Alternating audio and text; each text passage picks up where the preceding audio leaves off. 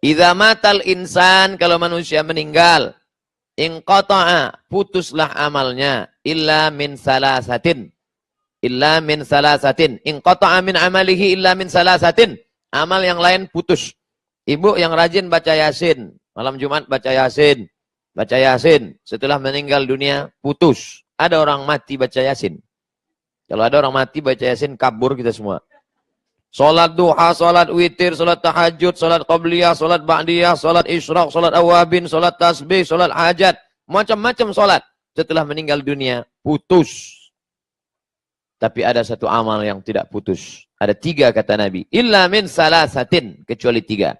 Yang pertama, min sodaqatin jariyah. Sodakoh jariyah. Yang paling tinggi namanya zakat. Di bawah zakat namanya infak. Di bawah infak namanya sodakoh. Di bawah sodakoh namanya wakaf. Zakat, infak, sodakoh, wakaf. Apa bedanya Pak Ustadz? Zakat itu wajib. Ada nisabnya 85 gram emas. Bapak ibu yang punya uang 85 gram emas. Kenapa pakai emas? Karena emas yang paling harganya stabil di dunia. Dolar, dulu zaman saya ke Mesir dengan Ustadz Riza, calon doktor PhD dari mana Ustadz? Ya payah nyebutnya. Kami berangkat waktu dolar dari 2000 menjadi 17.000 tahun 1998 ke Mesir. Tidak stabil, tapi emas stabil. Maka ingat angka 85. Cara mudah mengingat, Bapak Ibu ingat saja tahun 85 apa peristiwa. Ibu, tahun 85 apa peristiwa terbesar dalam hidup? Aku bertemu dengan suamiku Pak Ustadz. Masya Allah, so sweet. Nah, ingat 85, 85, 85. Siapa yang punya emas 85 gram, kalau dirupiahkan sekarang berapa? 1 gram 500.000 kali 85 gram 42.500.000. Maka kena zakat 2,5%. Keluarkanlah 2,5%. Ingat 85, 85, 85, 85, 85. Jangan saya sebut 85 keluar dari sini berubah jadi 58. 85. Zakat wajib. Dan ada tempat penyaluran yang tidak boleh kita geser, tidak boleh kita otak-atik. Innama shadaqatu lil fuqara wal masakin wal 'amilina 'alaiha wal mu'allafati qulubuhum fir riqab wal gharimin wa fi sabilillah wa ibnis sabil. 8. Tidak boleh dialihkan ke yang lain. Ini namanya zakat. Di bawah zakat ada namanya infak. Kalau ibu belikan karpet, infak.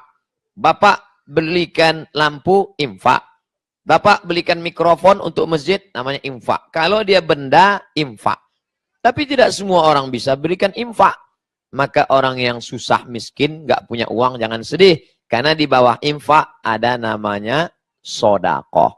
Apa beda infak dengan sodakoh? Kalau infak itu materi, benda. Tapi kalau sodakoh, tidak benda. Contoh, kalau ada orang beli semen. Ini semen untuk masjid. Itu namanya infak. Tapi kalau saya nggak sanggup untuk ngasih semen, tapi gotong royong untuk ngaduk semen, saya bisa. Itu namanya sodakoh. Karena setiap tulang sendi ada sodakohnya. Ngambil skop, ikut ngaduk semen, itu sodakoh. Saking tidak bisanya, mau ikut gotong royong juga nggak sanggup. Memberikan waktu juga tidak. Maka sodakoh yang paling ringan, tabassumika fi wajhi akhika sodakoh. Senyummu ke wajah saudaramu, sodakoh. Makanya kotak itu yang paling tepat namanya kotak infak. Jangan kotak sodakoh. Karena kalau kotak sodakoh nanti lewat orang senyum aja. Ini yang paling tepat itu kotaknya kotak infak. Itu yang paling tepat. Wa anfiqu min thayyibati ma kasabtum. Infakkanlah yang baik-baik dari hasil usahamu, uangmu, duitmu. Ini yang berada di meja kertas ini, kertas apa nih Pak Presiden? Formulir untuk infak atau sodakoh? Infak kan? Karena banyak juga saya tengok yang senyum-senyum aja. Ini yang perlu kita dudukkan masalah ini. Bahwa itu bukan sodakoh Pak. Tengok senyum boleh, tapi duit keluar. Infak, sodakoh. Paling tinggi zakat, di bawah zakat infak, di bawah infak sodakoh. Wakaf. Wakaf ini lebih khusus lagi. Wakaf itu harus ada 4 unsur. Yang pertama, wakif, orang yang berwakaf. Yang kedua, orang yang menerima wakaf. Yang ketiga, benda yang diwakafkan. Yang keempat, ada ijab, ada qabul. Aku wakafkan tanah ini 1 meter untuk Masjid Baitul Ma'mur tunai. Aku terima, sah. Ada yang berwakaf, ada yang nerima wakaf, ada benda yang diwakafkan, ada ijab dan qabul. Maka tidak tepat kalau dibuat kotak wakaf.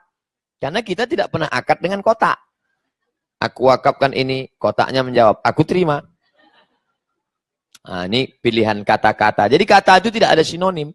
Kata itu ada penuh penjelasan detailnya. Zakat, wakaf, infak, sedekah. Kalau wasiat gimana Pak Ustadz? Wasiat temannya hibah. Kalau diberikan saat hidup, namanya hibah. Tapi kalau wasiat, nunggu mati.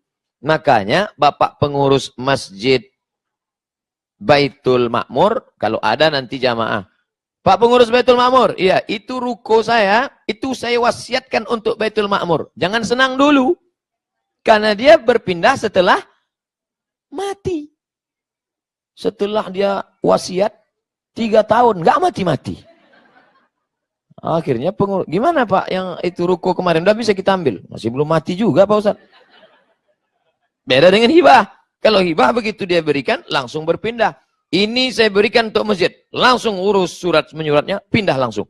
Tapi kalau wasiat, maka yang disebut dengan wasiat itu adalah materi, benda. Jadi kalau ada nanti orang, nak, kalau aku mati, meninggal, tolong antarkan kuburku ke tempat aku lahir dulu, makamkan di tepi sungai, di bawah pohon bambu, angin spoi-spoi.